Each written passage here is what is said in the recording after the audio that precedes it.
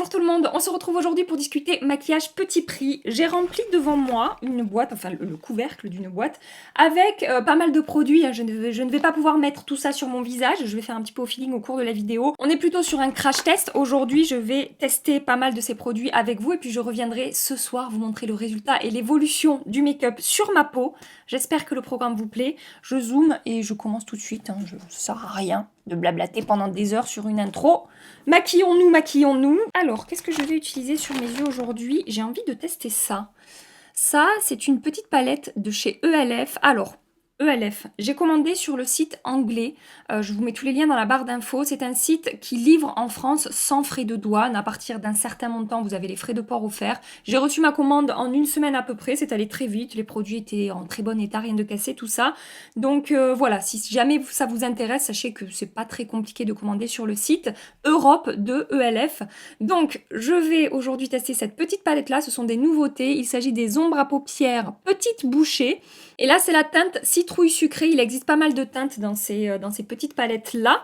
Et juste avant ça, je vais appliquer ma base de chez NYX, la Pigment Primer, que j'utilise toujours quand je vous fais des vidéos make-up petit prix et prix abordable. Je n'ai pas forcément de nouvelles bases pour les yeux à tester.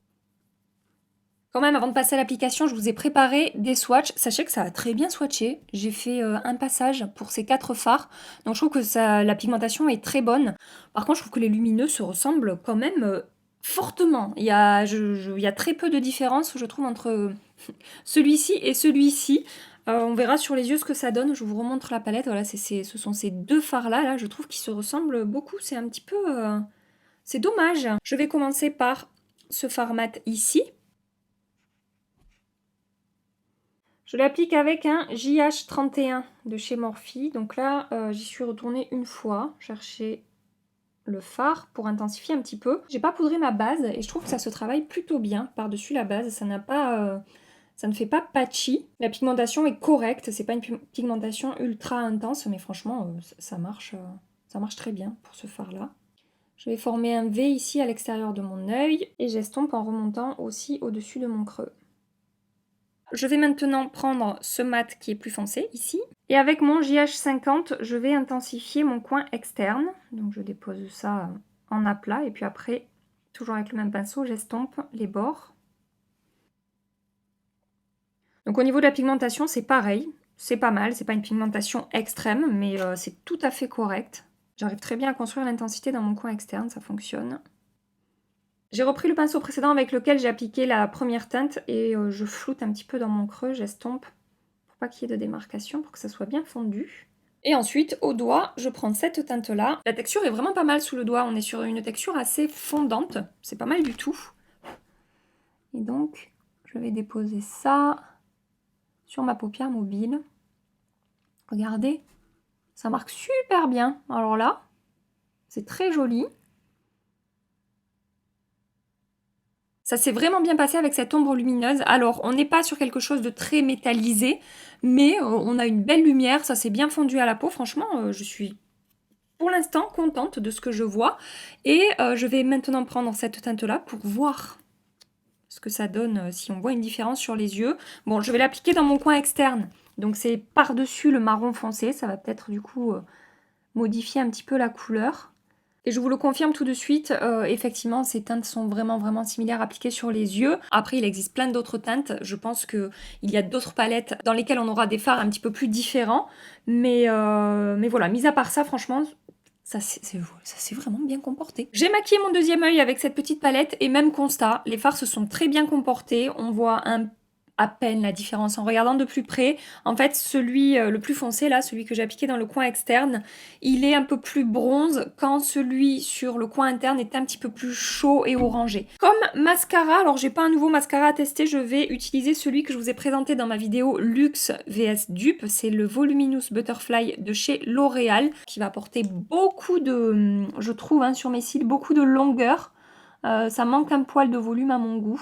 Si vous aimez rajouter de la longueur à vos cils, mais que ça les sépare bien et que vous aimez les effets cils à cils, ça peut vous correspondre.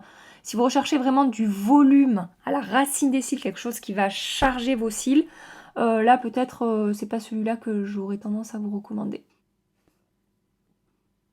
Je passe maintenant au teint et j'ai envie de retester cette base-là de chez ELF que je vous ai également présentée dans ma dernière vidéo Luxe vs Dupe. Je vous l'accroche ici si vous voulez aller voir cette vidéo. Je l'ai mise en compétition avec la base Silk Canvas de chez Tatcha qui est très connue, qui a très bonne réputation et qui coûte très cher. Là on est sur une base qui coûte 9 € et donc dans ma vidéo Luxe vs Dupe, quand je l'ai testée, j'ai été bluffée par les performances de cette base. Elle s'est vraiment super bien comportée. La seule petite différence c'était que ça lissait un petit peu moins ma peau que la base Tatcha, mais à peu de choses près. Mis à part ça, texture très agréable à appliquer, qui ne fait pas épais sur la peau. Ça laisse un fini un petit peu velouté. Ça a très bien fait tenir mon maquillage.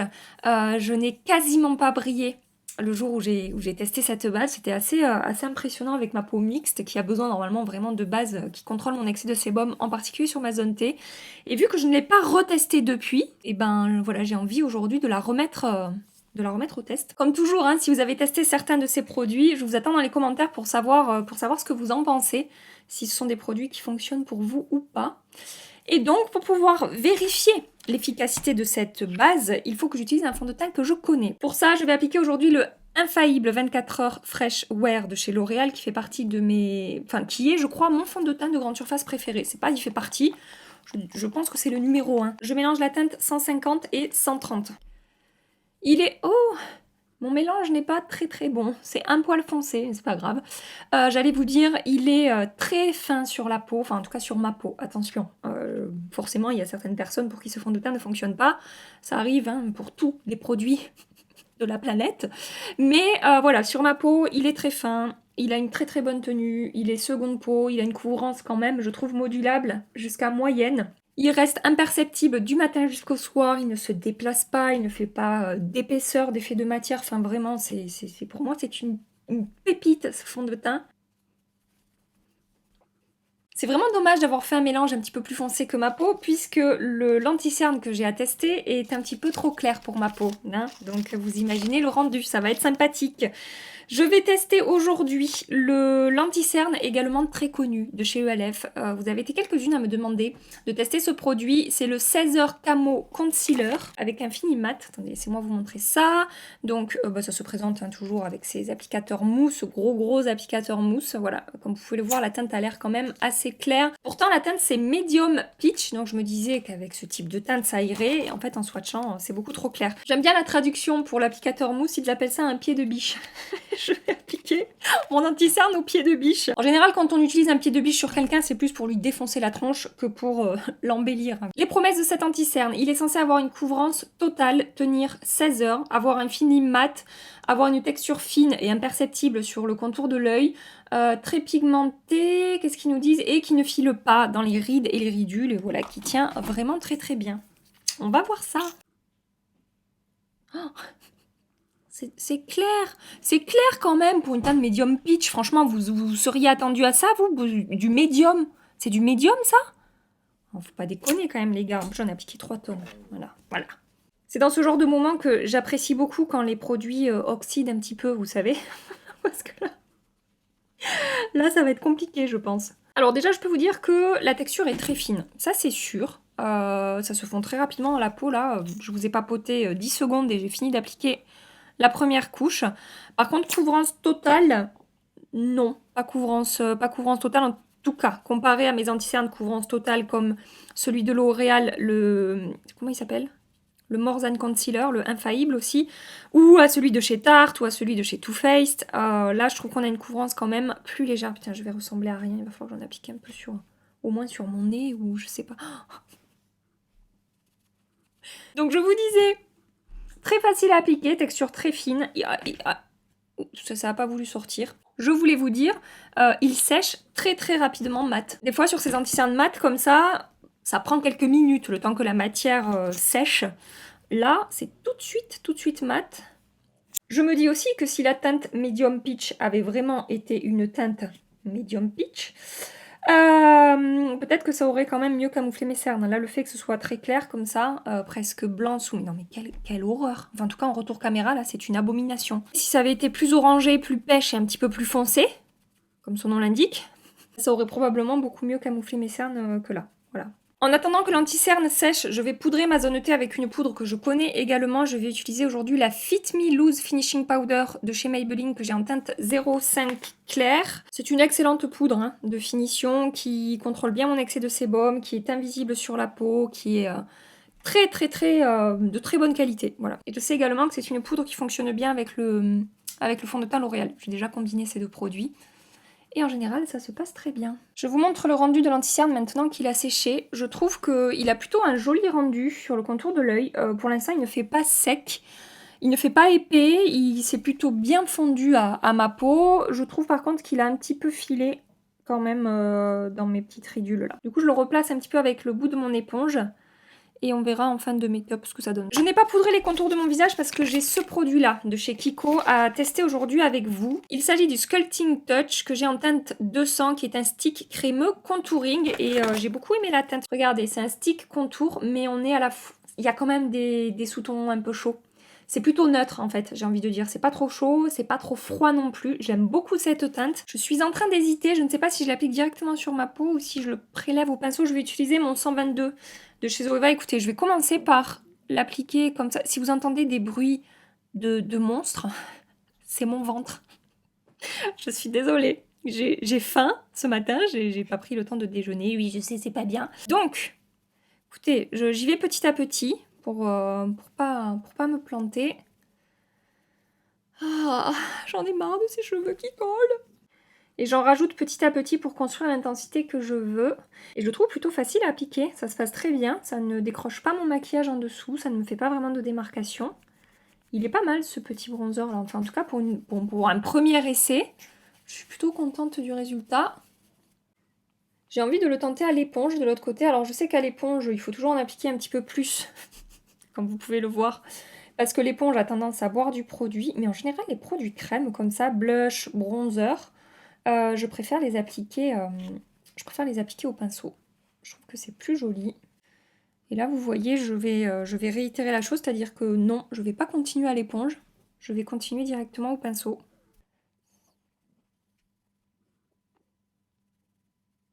Bon, je suis satisfaite hein, de ce premier essai, ça s'est très bien passé sur la peau, ça s'est bien fondu, il n'y a pas d'effet de matière, c'est fin, ça m'a apporté un peu d'éclat, mais très légèrement, c'est très très naturel.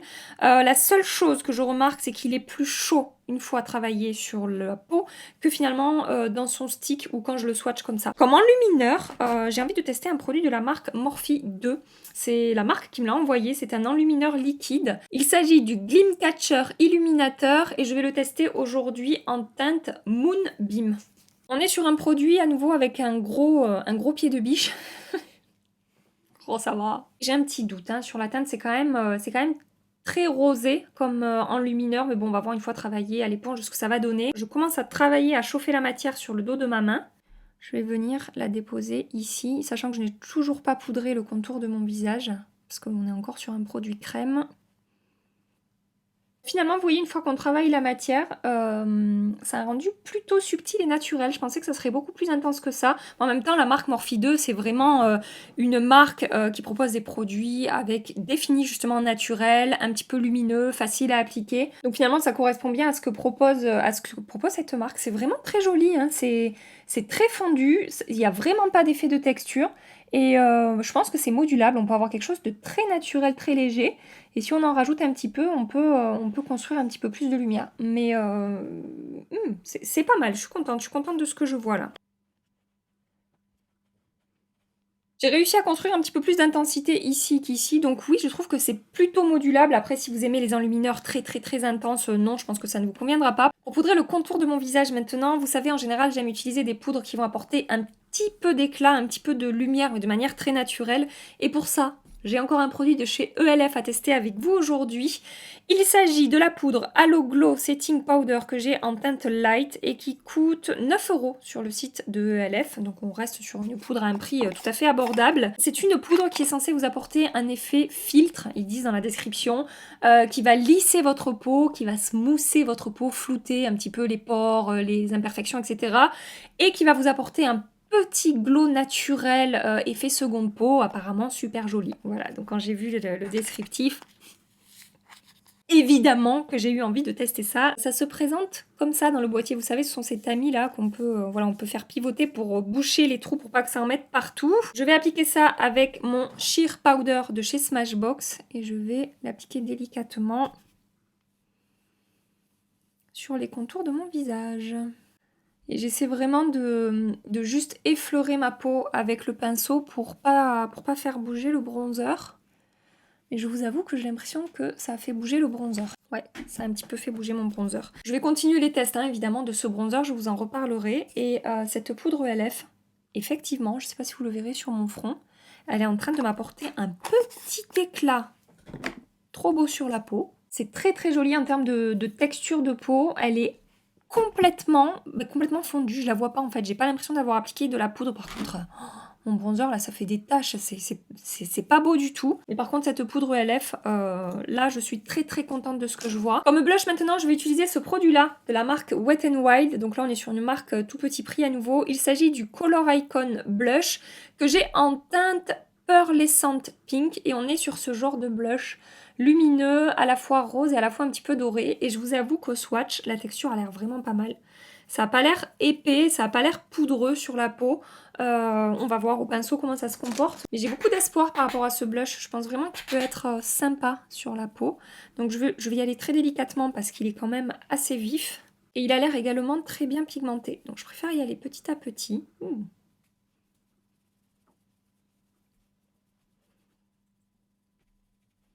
Alors, il s'est plutôt bien fondu à la peau. C'est pas le blush le plus fin et le plus imperceptible que j'ai au niveau de la texture, mais ça va. C'est plutôt joli sur la peau, ça ne fait pas épais, ça n'a pas marqué ma peau. Par contre, je vois quand même des paillettes et pas des toutes petites paillettes. C'est quand même de la paillette assez marquée. Je l'avais pas vu au swatch, c'est bizarre. Faites voir quand je m'éloigne de mon miroir si je les vois. Ouais, j'en vois 2-3 quand même qui sont bien marqués. Il y en a pas beaucoup. Mais comme je vous dis, on n'est pas sur de la petite paillette là. Sur mes lèvres, maintenant, je vais appliquer un produit de la marque Morphe 2. Je vous l'ai présenté en story sur Instagram dans mes vidéos make-up du mardi soir. Si vous ne me suivez pas sur Instagram, sachez que tous les mardis soirs, je vous poste des stories dans lesquelles je me maquille à la caméra. Et en général, je réutilise soit des produits que je vous ai présentés sur YouTube et je vous dis un petit peu plus ce que j'en pense, soit je découvre des produits avec vous. Et c'était le cas de ce baume à lèvres là. Il s'agit du L Balm Lip Balm que j'ai en teinte Feeling Rosy. Donc ça se présente comme ça. Et je sais pas si vous vous souvenez, pour celles et ceux qui ont vu la story, j'ai adoré le rendu de ce produit sur mes lèvres. Donc j'ai envie de le réappliquer aujourd'hui avec vous, à la caméra. J'ai reçu d'autres teintes de ce baume à lèvres. C'est clairement celle-ci ma préférée. Les autres sont jolies, mais je trouve que c'est celle-ci qui marque le mieux. C'est celle-ci qui a la plus jolie teinte et qui a le plus joli rendu sur les lèvres, uniforme. Je fais de jolies lèvres un petit peu teintées, mais en transparence. Ça manque un poil de consistance à mon goût. J'aime quand c'est un peu plus crémeux. Il n'empêche que c'est très joli. En accéléré, je vais terminer le maquillage des yeux.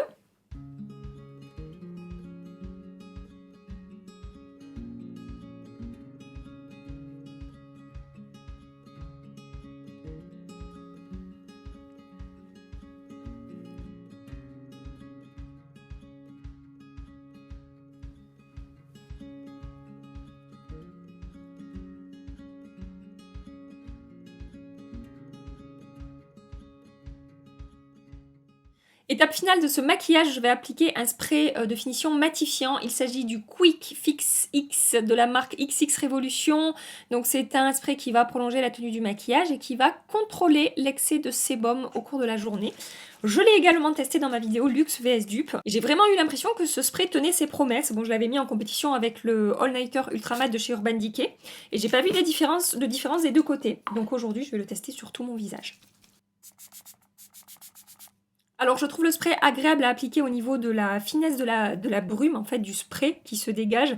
Par contre l'odeur, ça sent le médicament. Je vous l'ai dit la dernière fois, je vous le redis aujourd'hui, ça sent vraiment le médicament. Mais bon, écoutez, après sur le... Putain, il sèche super vite, ouais, non mais franchement, il sèche mat, vraiment très très vite, il ne laisse aucun rendu un petit peu glowy sur la peau. C'est pas mal du tout. Voilà, il n'est pas encore tout à fait sec, mais j'ai déjà la zone T rematifiée. Je vous montre le rendu de mon teint. Franchement, J'ai pas un effet de matière sur la peau. J'ai juste ces petites paillettes de blush qui me dérangent un petit peu, mais c'est pas grave. Le rendu des yeux, j'aime bien aussi. L'anti-cerne. Alors l'anti-cerne, sachez qu'il a un joli rendu. Une fois qu'il a un petit peu évolué comme ça sur le contour de mon œil. Il n'a pas refilé dans les plis après que je l'ai refixé avec le bout de mon éponge. Donc pour l'instant, j'aime beaucoup le rendu de mon maquillage sur mon teint, sur les yeux. Je vais maintenant aller vivre ma vie, passer ma journée et je reviendrai ce soir du coup vous montrer l'évolution de ces produits sur ma peau. Voilà, je vous fais plein de gros bisous et je vous dis à tout à l'heure. Bon bah écoutez, je trouve qu'on s'en sort plutôt pas mal après 9 heures d'application sans aucune retouche sur une peau mixte avec une base qui n'est pas forcément censée contrôler l'excès de sébum. Alors j'ai des brillances, hein, attention, je vous l'accorde, mais ça aurait pu être bien pire que ça. Donc je trouve que c'est vraiment pas mal. En termes d'effet de texture sur ma peau, laissez-moi vous zoomer. Je trouve ça plutôt bien aussi. Alors, on voit un petit peu plus mes pores que ce matin parce que ma peau a produit du sébum là, au cours de la journée, donc on les voit un petit peu plus. Ils ne sont pas marqués ou amplifiés, on va dire qu'ils sont revenus à leur état naturel. Mais je n'ai pas vraiment d'effet de matière sur la peau, pas vraiment d'effet de texture. Peut-être, allez franchement, peut-être que j'en ai un tout petit peu ici. Mais c'est vraiment très très léger. C'est une bonne journée make-up, hein, franchement, je suis contente. Je vais absorber mon excès de sébum, voir si ça se passe bien au niveau de la retouche. Si juste en enlevant les brillances ça suffit, ou est-ce qu'il faut que je rajoute de la matière, ou est-ce que ça arrache tout? Non, bah franchement, voilà. Là, si je dois ressortir de chez moi, je ne fais absolument rien de plus. Je réapplique du rouge à lèvres et voilà, c'est tout. Pour le reste du teint, blush, bronzer, highlighter, ça a très bien tenu. D'ailleurs, les petites paillettes ont également très très bien tenu. Ça n'a pas bougé. Bon, le blush, je retesterai par-dessus des produits mat pour vraiment voir si ces paillettes ressortent à nouveau. Gardez en tête qu'on est sur un crash test aujourd'hui et que je m'arrête très rarement à un seul essai sur un produit, à part quand vraiment c'est la catastrophe. Donc, on va continuer, hein, je vous en reparle. Le bronzer, quand j'ai appliqué la poudre, ça m'a fait des traces, c'était vraiment pas joli. Et franchement, je pense plus que c'est le bronzer qui est responsable de ça que la poudre. Ça c'est pareil, je vais continuer les essais, mais voilà, j'ai un petit doute sur la qualité du bronzer. Si vous l'avez testé, j'aimerais bien savoir ce que vous en pensez. La poudre lumineuse, la Halo Glow Setting Powder. Si on oublie ce qui s'est passé par-dessus le bronzer, j'ai adoré son rendu sur la peau, un petit peu lumineux, qui a un petit peu flouté, complètement imperceptible, très très très fine sur la peau. Ça s'est bien comporté puisque je n'ai pas d'effet de matière sur les zones où je l'ai appliqué. J'ai beaucoup d'espoir en cette poudre. J'espère que les futurs tests seront concluants. Limite, j'ai déjà hâte de me maquiller demain matin pour l'appliquer directement par-dessus mon fond de teint et pas par-dessus des produits crème. L'enlumineur, je trouve qu'il s'est très très bien comporté. J'ai aimé sa texture, j'ai trouvé très facile à travailler. J'ai aimé le fait qu'on puisse le moduler. Je pouvais avoir quelque chose de très léger ou construire un petit peu en intensité. Il a très bien tenu, il ne fait pas sec sur ma peau, pas d'effet de matière, ça c'est une belle découverte également. L'anti-cerne, sachez que l'anti-cerne n'a pas bougé depuis ce matin. Laissez-moi vous montrer ça. Franchement, en termes de texture sur la peau, d'effet de matière, de rendu en fin de journée, je suis assez bluffée par ce produit. Alors, il a un fini mat, il faut aimer ça, mais en termes de tenue et de texture, franchement, là, il s'est super bien comporté. Pour ce qui est de la palette ELF pour les yeux, je suis très très très contente de la qualité que j'ai trouvée dans cette palette. La tenue, je n'ai absolument rien à dire. La texture des fards, la pigmentation, la manière dont ils se sont travaillés, la lumière que ça dégage, le fondu sur les yeux. Franchement, pareil, je suis assez bluffée par la qualité de ce produit. Et alors, je vous ai dit en début de vidéo que je trouvais que ces deux teintes lumineuses là se ressemblaient beaucoup. Et j'ai vu en commençant le montage de cette vidéo qu'à la caméra, on voyait beaucoup plus la différence. Et du coup, j'ai refait des swatchs à la lumière du jour et on voit plus la différence qu'en fait ce que je peux voir dans mon studio. Je vous assure que là, avec les lumières, je sais pas, c'est la première fois que ça me fait ça. Celui-ci, qui est censé être la teinte la plus bronze, ressort un petit peu plus orangé ici que dehors ou à la caméra. Donc je retire un petit peu ce que j'ai dit ce matin par rapport aux fards qui se ressemblent beaucoup. Dans cette pièce, oui, mais à l'extérieur, non. Voilà, je voulais vous le dire. Donc, je valide complètement cette palette et c'est également un produit que j'aurais tendance à vous recommander aujourd'hui fortement. Et le spray fixant matifiant de XX Revolution, écoutez, j'ai envie de vous dire que je le trouve efficace également. Je pense qu'il a joué un rôle à nouveau dans mon contrôle d'excès de sébum au cours de la journée. Je trouve qu'il a un rendu mat effectivement sur la peau quand on l'applique, mais pas un mat plombant. Ça sèche très rapidement. Je trouve efficace et je pense vraiment qu'il tient ses promesses. Pour tous les autres produits, je vous ai donné mon avis au moment de l'application. C'était des produits que j'avais déjà testés, donc j'ai pas grand chose à rajouter. Je vais vous laisser ici pour aujourd'hui. J'espère que vous avez passé un agréable petit moment avec moi. Si c'est le cas, vous pouvez liker cette vidéo juste avant de partir et vous abonner à ma chaîne si ça n'est pas déjà fait et si vous voulez continuer la suite des aventures avec nous. En attendant ma prochaine vidéo, je vous fais des milliards et des milliards de bisous. Mouah. Prenez soin de vous et à très bientôt. Bye bye.